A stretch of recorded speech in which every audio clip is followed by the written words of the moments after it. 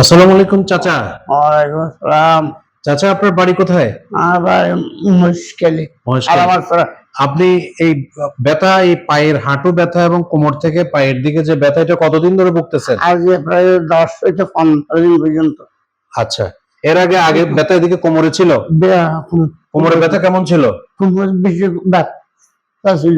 বেশি ব্যথা ছিল। আপনার তো আবার শ্বাসকষ্টের সমস্যা আছে? আছে।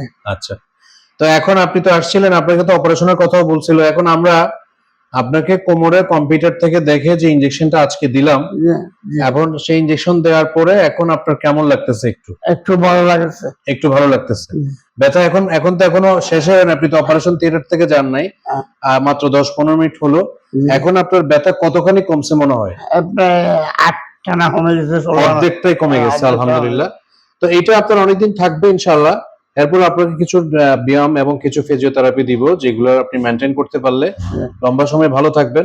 এরপরও যদি দেখা যায় কি এরকম হয়, তখন আমরা রিপিট করতে পারি। আর যদি দেখি যে আপনার যেই ডিস্কের হাড্ডি মেরুদণ্ডের যে সমস্যা হলো, সেই সমস্যা যদি আরো বেশি পরিমাণে বাড়তে থাকে এবং পায়ের দিক অবশ হয়ে যায় এবং আপনার যদি পায়খানা প্রস্রাব কন্ট্রোল না থাকে, সেই ক্ষেত্রে হয়তো ইমার্জেন্সি অপারেশন করা লাগতে পারে। আপাতত আপনি এখন ভালো থাকবেন, কেমন? আমাদের জন্য দোয়া করবেন ইনশাআল্লাহ।